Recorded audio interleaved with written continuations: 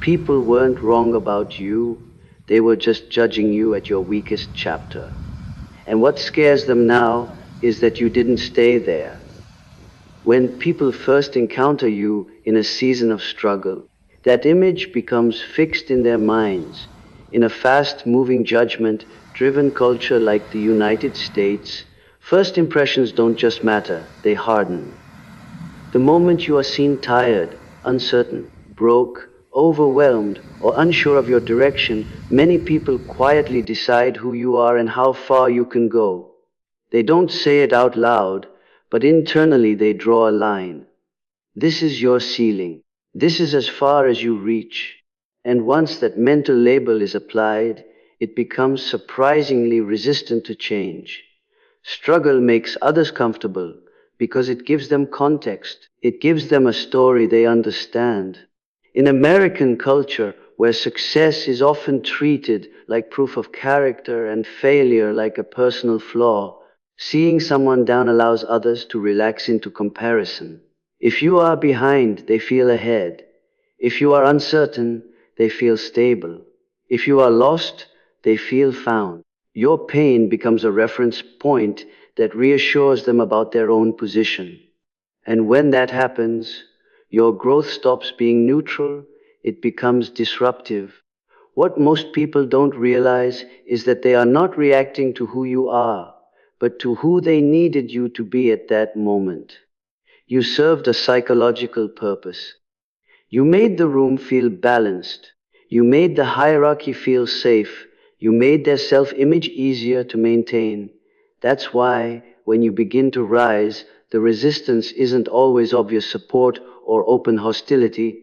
It's subtle doubt. It's surprise masked as concern. It's jokes that carry an edge. It's reminders of who you used to be, delivered as if they're being helpful. In the United States, reinvention is celebrated in theory but resisted in practice. Everyone loves a comeback story once it's finished, once it's safe, once it's been validated by numbers, titles, or public approval.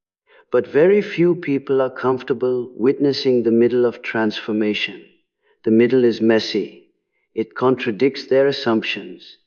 It asks them to update the mental file they created about you, and most people would rather protect their old narrative than admit they were wrong. So when you return stronger, calmer, more focused, it creates tension. Not because you're doing something wrong, but because you're doing something unexpected.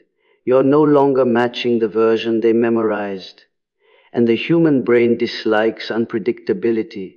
It prefers familiarity over accuracy. It prefers the known version of you, even if that version was incomplete, unfair, or formed during your weakest chapter. This is why people will bring up your past at moments that seem random. They'll reference old mistakes, old failures, old doubts, as if those things are still relevant. It's not cruelty, it's cognitive comfort. By anchoring you to who you were, they protect themselves from having to adjust. Your progress forces them to ask uncomfortable questions. If you changed, why haven't they? If you grew, what excuses are they still holding on to? If you healed, what are they avoiding? Your return challenges the emotional investment they made in your limitation. And that's what makes it unsettling. In a society that moves quickly and judges faster, very few people slow down enough to notice internal evolution. They trust what they saw once more than what they see now. So when you stop seeking validation, stop explaining yourself, and stop shrinking to fit old expectations, it feels like a violation of an unspoken agreement. You were supposed to stay where they left you. You were supposed to confirm their assumptions. You were supposed to remain familiar, but you didn't.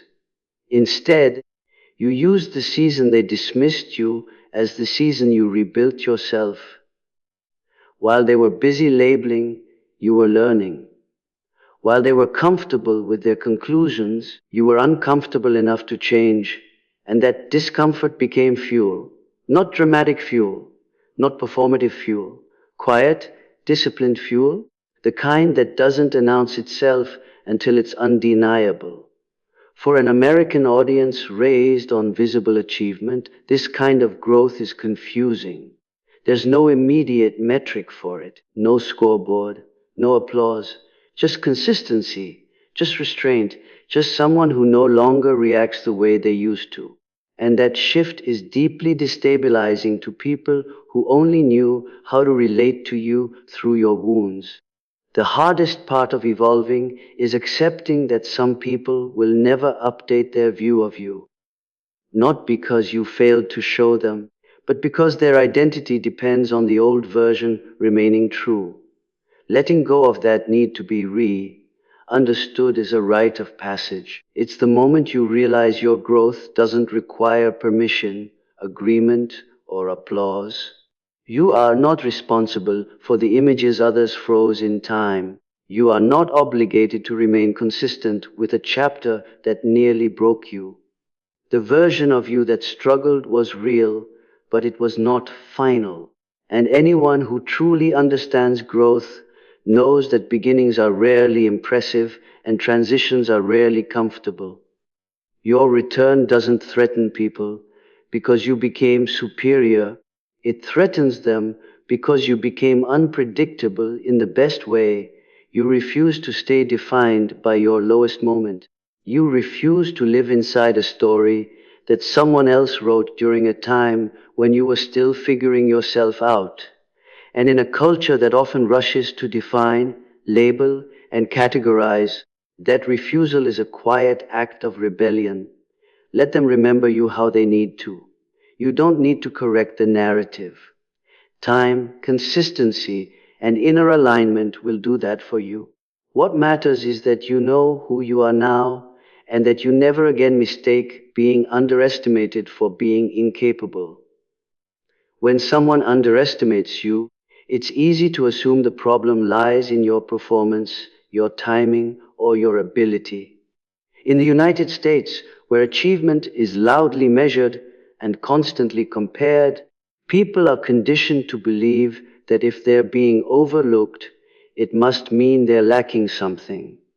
But underestimation rarely comes from an accurate assessment of your potential.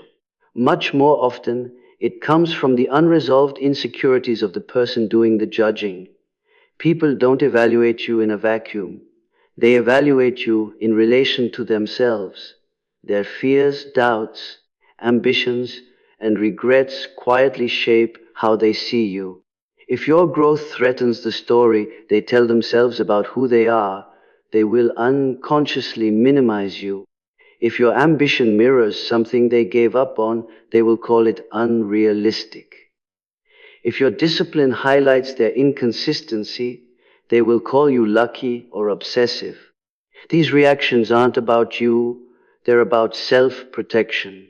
In a culture that celebrates confidence but quietly punishes vulnerability, many people walk around defending fragile identities. They've built a sense of self around being ahead, being smarter, being more experienced, or being the one who figured it out.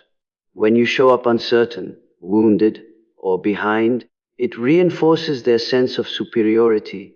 It reassures them that their position is secure. But the moment you begin to rise, that reassurance disappears and insecurity takes its place. That insecurity doesn't usually express itself as honesty. It comes out as dismissal, sarcasm, advice you didn't ask for, a sudden need to remind you of your past mistakes. In America, where competition is often disguised as concern, people rarely say, "Your growth scares me." Instead, they say, "I just don't think it'll work," or "I'm being realistic," or "I've seen people like you try before." But realism is often fear dressed in logic. When someone underestimates you, they're not measuring your capacity, they're measuring their comfort level with change.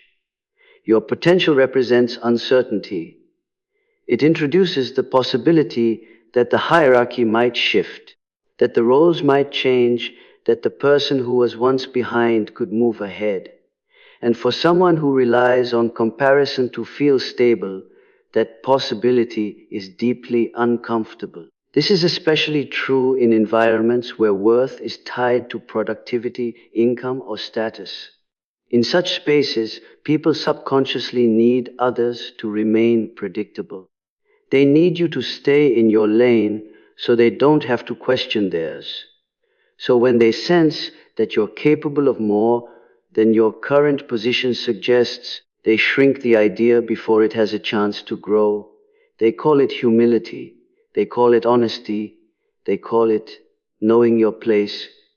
But what it really is fear of being outgrown. The dangerous part is not their underestimation, it's when you internalize it. When you start seeing yourself through the lens of someone else's insecurity, you begin negotiating with your own potential. You hesitate, you delay, you water yourself down to avoid standing out. And in doing so, you mistake someone else's fear for a fact about who you are. But ability is not loud. It doesn't always announce itself early. Some of the most capable people spend years being overlooked because they're building depth, not hype, because they're learning discipline instead of chasing validation, because they're more focused on alignment than applause. And in a culture that often rewards visibility over substance, that kind of growth goes unnoticed until it doesn't. When you finally move with confidence, people will say it came out of nowhere. They won't acknowledge the nights you spent doubting yourself, the sacrifices you made in silence, or the skills you sharpened when no one was watching. They'll just say, I didn't think you had it in you. And what they mean is, I couldn't imagine myself doing what you did. Your ability was never invisible. It was just inconvenient. It didn't fit the version of reality that made others feel safe. It didn't align with the expectations they placed on you so they could stay comfortable. And when ability threatens comfort, comfort usually wins until results make denial impossible. Understanding this changes how you move through the world. You stop arguing with people who doubt you. You stop explaining yourself to those who benefit from misunderstanding you. You realize that not every opinion deserves your energy, and not every judgment deserves your belief. In the United States, independence is praised, but true self-trust is rare. Many people outsource their confidence to external approval. They wait for permission to believe in themselves. But when you recognize that underestimation often says more about the observer than the observed, you stop waiting. You move anyway. You work anyway. You prepare anyway. You grow anyway. And that's when things shift.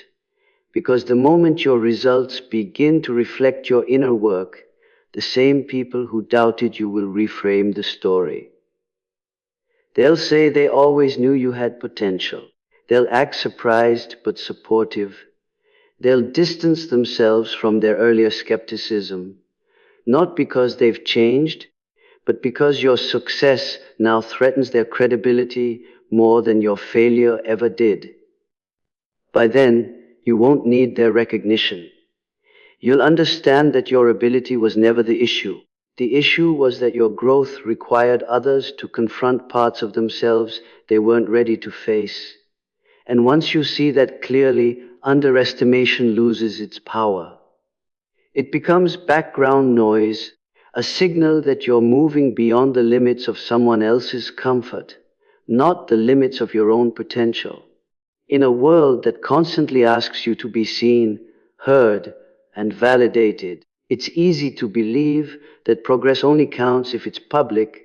In the United States especially, visibility is often mistaken for value. Social media, hustle culture, and performance-driven environments teach people that if growth isn't documented, announced, or applauded, it must not be real. But the truth is, the most life-altering progress rarely happens on a stage. It happens in private, when no one is clapping and no one is watching. Real power is built when there's no audience to impress. When you begin working on yourself in silence, It strips away external motivation. There are no likes to chase, no praise to lean on, no comparison to distract you. You are forced to confront who you are without applause. That's uncomfortable for most people. That's why so many avoid it. Silence exposes inconsistencies. It reveals habits you can't hide behind personality or performance. It forces you to choose discipline over excitement, consistency over intensity. In American culture, where loud confidence is often rewarded before quiet competence, this kind of growth can feel invisible. You don't get immediate recognition for learning emotional regulation. No one celebrates you for setting boundaries instead of reacting. There's no trophy for staying committed when progress is slow and uncertain. And yet, these are the very things that determine long-term strength. When you grow in silence, you stop performing for approval and start building for stability. You learn to do the work even when it feels boring, lonely, or unrewarded. You learn to show up for yourself without needing external affirmation. That rewires something fundamental. Your confidence becomes internal instead of conditional. It no longer rises and falls with feedback, opinions, or attention. This kind of growth changes how you move. You speak less, but with more clarity. You react less, but with more intention. You don't feel the need to announce plans because you're too busy executing them. And to people who confuse noise with power, this looks like passivity. They assume you've lost ambition when in reality, you've gained direction. Silence also protects momentum. When you stop sharing every goal, you stop inviting unnecessary opinions. You stop absorbing doubt disguised as advice. You stop negotiating your vision with people who don't have the discipline to build their own. In a society where everyone has a take, silence becomes a form of self-defense. Most people underestimate how much energy they leak by talking too much about what they're going to do. They mistake intention for action and validation for progress. But when you keep your work private, you conserve focus. You allow ideas to mature without interference. You make mistakes without being labeled by them. You grow without being rushed. This is especially powerful for those who were once underestimated. When people already expect little from you, silence works in your favor. There's no pressure to perform a comeback in real time, no expectations to manage, no narrative to maintain. You are free to rebuild without being watched, judged, or interrupted. And when the results finally appear, they feel sudden to everyone else. They say it came out of nowhere. They say you changed overnight. They say you got lucky. They don't see the quiet mornings, the uncomfortable self-reflection, the habits you practiced when motivation was gone. They don't see the restraint it took not to react, not to prove, not to explain. They only see the outcome, and that's why it feels intimidating. In the United States, independence is often associated with rugged self-expression, but true independence is internal. It's the ability to stay consistent without encouragement. It's the ability to trust your own process without needing external confirmation. It's the ability to keep going when no one is validating your effort. Silence teaches you that.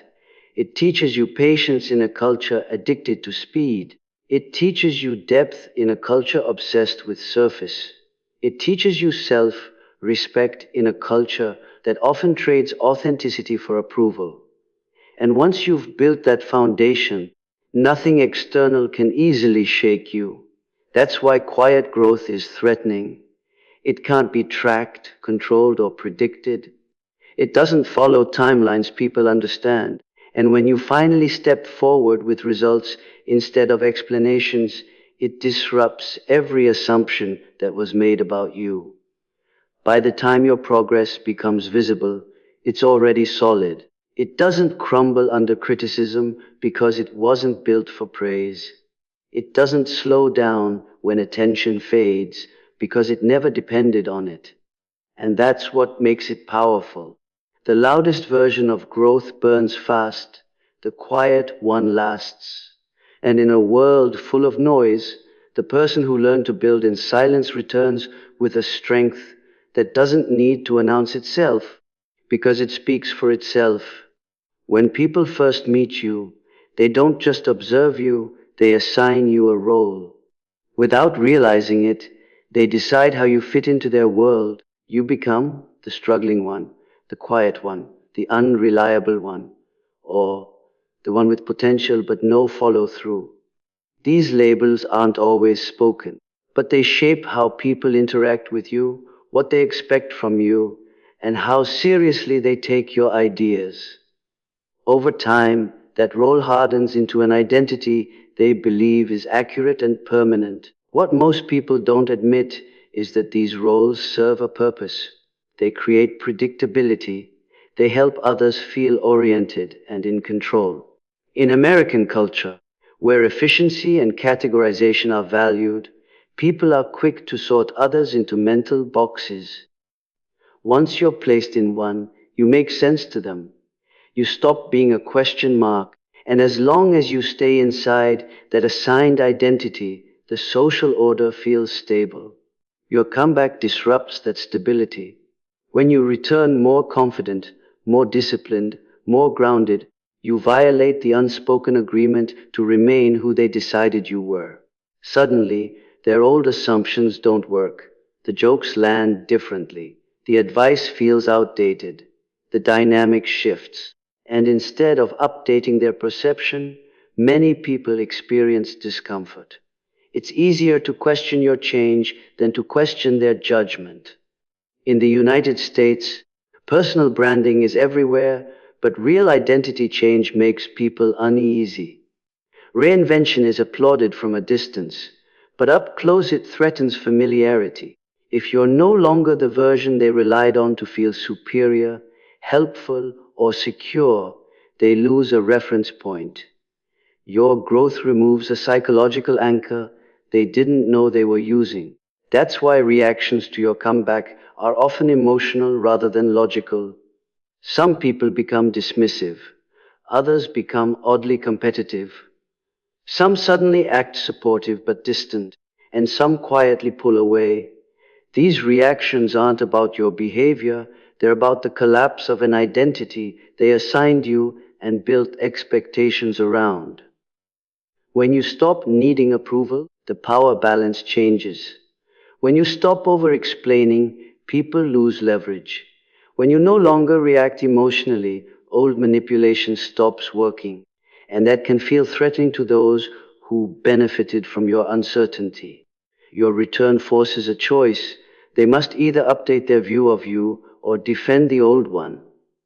Many choose defense. They'll say you've changed as if growth is a flaw. They'll question your motives, your confidence, your consistency. They'll bring up your past to re-anchor you to an identity that no longer fits. In American culture, where history is often used to predict future potential, this tactic feels justified. But it's not accuracy, it's resistance. What they're really resisting is the implication of your change. If you can outgrow the role you were given, then roles aren't fixed. If you can rewrite your story, then maybe they've been playing it too safe. Your growth introduces uncertainty into a system built on predictability, and uncertainty makes people uncomfortable. The deeper truth is that your comeback doesn't just change how they see you, it changes how they see themselves in relation to you. Hierarchies shift, comparisons break, old narratives lose credibility, and not everyone is willing to renegotiate their place. That's why your return feels disruptive. Not because you're trying to dominate or prove something, but because you no longer fit neatly into the framework others built. You're no longer easy to categorize, control, or dismiss. You move differently. You decide differently. You respond differently. And in a culture that often prefers consistency over truth, that kind of transformation stands out. The most liberating realization is understanding that you are not obligated to remain loyal to an identity someone else assigned you during a season when you were still becoming. You don't owe anyone predictability at the cost of your growth. You don't need permission to evolve beyond what others found convenient. Some people will adjust and respect the new dynamic. Others will resist and distance themselves. Both responses are information, not rejection. They reveal who was attached to you and who was attached to the role you played. Your comeback doesn't need to be loud to be disruptive. Simply being aligned, self-directed, and no longer apologetic for your growth is enough to shift every room you enter. And once you accept that discomfort is a natural response to disrupted expectations, you stop shrinking to preserve someone else's version of you. You step forward as you are now, not to impress, not to explain, but because staying small for the sake of familiarity is no longer an option. There comes a moment in growth when you realize that explaining yourself is no longer helping you, it's holding you back. Early on, explanation feels necessary. You want to be understood. You want people to know your intentions are good, your effort is real, your change is genuine. In the United States, where communication is often framed as clarity and transparency, we're taught that if people misunderstand us, we simply haven't explained well enough. But that belief only works when the other person is willing to understand. As you evolve, you begin to see a different truth. Some people don't want clarity, they want control. They were comfortable with the version of you that needed reassurance, that justified decisions, that softened boundaries to keep peace. When you stop explaining, it feels abrupt to them. They interpret your silence as arrogance, distance, or disrespect. But what's really happening is that you've outgrown the need to negotiate your growth with people who don't have to live your life. Growth without explanation is unsettling because it removes access. It denies others the ability to evaluate, approve, or critique your decisions in real time. In a culture where everyone feels entitled to an opinion, choosing not to provide context feels like a violation. People are used to being included in your process. When you quietly change direction without a committee meeting, it disrupts the dynamic. This is especially true for those who underestimated you. When you were uncertain, they had a role to play: advisor, critic, realist, voice of caution. Your explanations gave them relevance. They could weigh in, redirect you, remind you of risks. But when you move forward without explanation, you remove their influence. And losing influence often feels like losing importance. In American society, confidence is often loud and performative. So, when you begin to act decisively without broadcasting your reasoning, it gets misread. People assume you're hiding something or trying to prove something, but quiet confidence doesn't seek validation, it seeks alignment. It's not about convincing others, it's about staying true to the direction you've committed to. Not explaining yourself also exposes who respects you and who only tolerated you when you were accessible. Those who value you will adjust. They'll ask thoughtful questions or simply observe your consistency. Those who relied on your explanations to feel superior will feel threatened. They'll push back, test boundaries, or try to provoke a reaction. And that's the test. When you don't engage, when you don't defend, when you don't justify, you learn something powerful. Not every misunderstanding needs correction. Some people understand perfectly, they just don't like the outcome. Your silence becomes a mirror. It shows who is curious and who is controlling.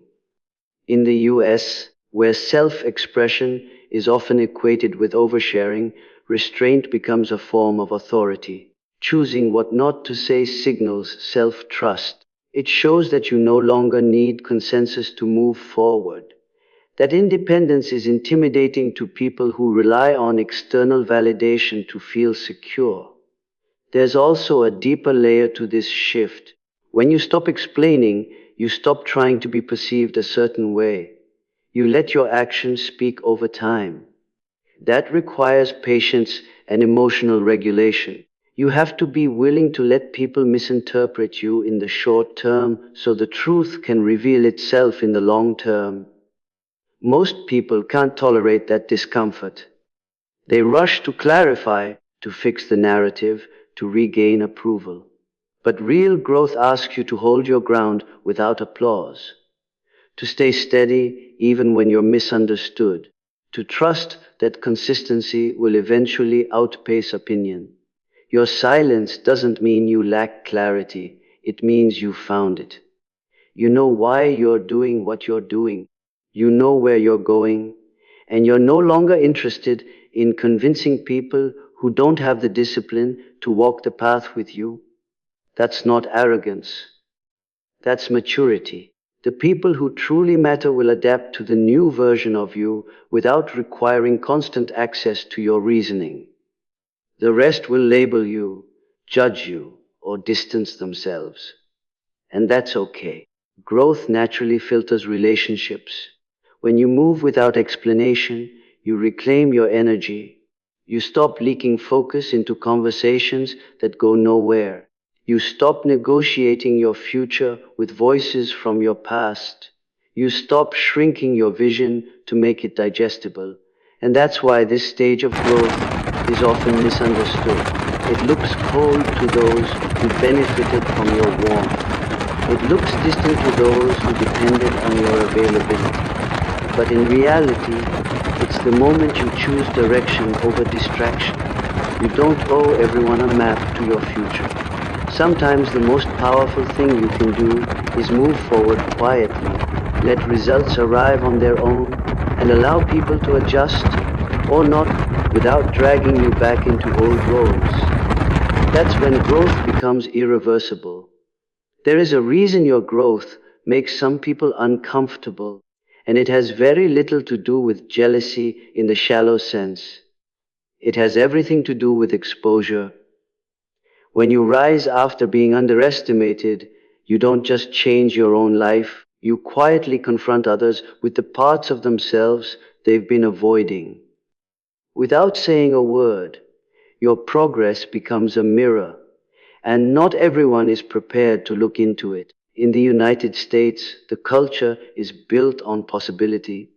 People grow up hearing that anyone can reinvent themselves, that effort pays off, that setbacks are temporary. But living inside that belief is harder than repeating it. Many people learn to protect themselves from disappointment by lowering expectations, especially their own. They settle into routines that feel safe, predictable, and justifiable. And when someone else breaks out of that pattern, it disrupts the emotional agreement everyone silently made to stay comfortable. Your resilience challenges the stories others tell themselves to cope. When you rebuild after failure, it removes the excuse that failure is permanent. When you heal without constant validation, it removes the excuse that support is required for change. When you stay disciplined despite doubt, it removes the excuse that motivation has to come first. Your existence starts asking questions no one wants to answer. Not out loud, but internally. That's why reactions to your growth are often defensive. People may downplay your effort, attribute your progress to luck, or suddenly become experts on why most people can't do what you did. These responses aren't meant to assess your reality, they're meant to protect theirs. If they can frame your success as an exception, they don't have to reconsider their own choices. In American culture, where comparison is constant and identity is often tied to productivity or status, seeing someone evolve forces an uncomfortable audit. If you could change under pressure, what does it say about the years they've stayed the same? If you could push through uncertainty, what does it say about the dreams they abandoned? Your growth doesn't accuse them, but it reminds them, and reminders can feel threatening. This is why people who once ignored you may suddenly become critical. Not because you did something wrong, but because you did something rare. You refused to let circumstances define your ceiling. You didn't wait for ideal conditions. You didn't outsource responsibility for your life. And by doing so, you broke an unspoken rule. Don't make the rest of us look at ourselves too closely. Your resilience exposes the difference between reasons and excuses. In the US, self-reliance is praised, but discomfort is often avoided. Many people talk about growth, but quietly fear the process it requires: loneliness, discipline, delayed gratification, and accountability. When you embody those things, instead of just talking about them, it highlights the gap between intention and action. And that gap is where discomfort lives. What's important to understand is that this reaction is not a sign you should shrink. It's a sign you've stepped into a new level of self responsibility. You are no longer emotionally manageable to people who rely on shared stagnation for connection. Your evolution changes the dynamic, and not everyone wants to renegotiate it. Some will try to pull you back with nostalgia. Some will minimize what you've done. Some will question your motives. But beneath all of it is the same truth. Your growth removed the comfort of comparison. Before, they could point to your struggle and feel justified. Now, they have to look inward. And many people would rather criticize outward than reflect inward. That's not malice, it's avoidance. Understanding this gives you emotional clarity. You stop taking resistance personally. You stop trying to prove your struggle was hard enough or your growth was earned. You stop needing acknowledgement from people who feel exposed by your progress. Instead, you allow your resilience to stand on its own. Your life becomes proof that change is possible, even when it's inconvenient, even when it's uncomfortable, even when no one is cheering. And while that truth inspires some, it unsettles others. Both reactions are natural. Neither is your responsibility. In a culture that loves motivation but avoids transformation, being someone who actually changes is disruptive. You challenge the idea that circumstances are destiny. You challenge the belief that it's too late. You challenge the comfort of settling. And that's why your growth becomes a mirror. Not to judge, but to reveal. What others see in it is up to them. At some point, you realize that the strongest version of a comeback has nothing to do with proving anyone wrong. Revenge may feel motivating at first, especially in a culture that celebrates winning, dominance, and public redemption, but it burns fast. It keeps you emotionally tied to the very people and moments you're trying to outgrow. And as long as your motivation is external, your peace remains conditional. In the United States, success is often framed as a response. You succeed to silence critics. You rise to show doubters. You grind to make a statement. But that mindset quietly hands power away. It means your direction is still being shaped by opinions you claim not to care about. True power begins when your growth no longer needs an audience or an enemy. Self-validation is quieter, but it's permanent. When you stop chasing external proof, your focus shifts. You begin asking better questions. Not how do I look, but am I aligned? Not who will notice, but can I respect myself if I don't do this? That shift changes everything. Your decisions become cleaner. Your discipline becomes steadier. Your confidence stops rising and falling with reaction. This is the part most people never reach. They improve just enough to be seen, but not enough to be free. They stay tethered to validation, praise, or comparison.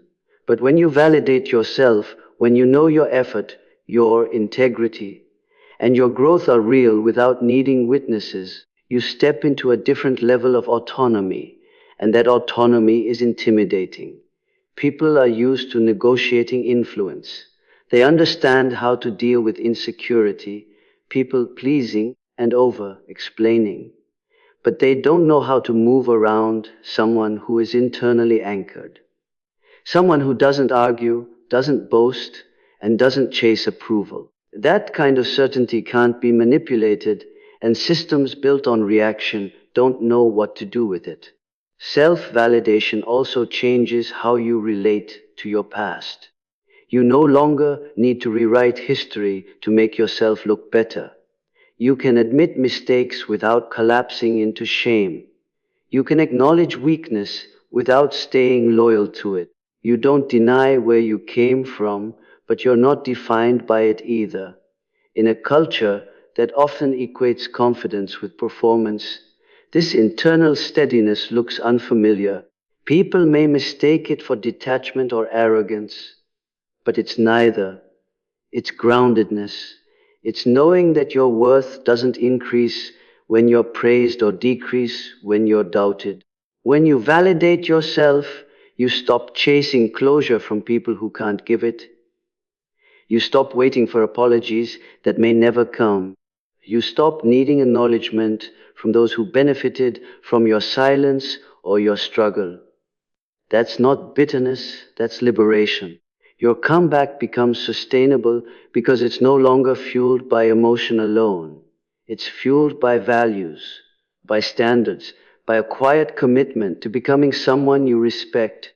And that kind of commitment doesn't burn out when attention fades or when results take longer than expected.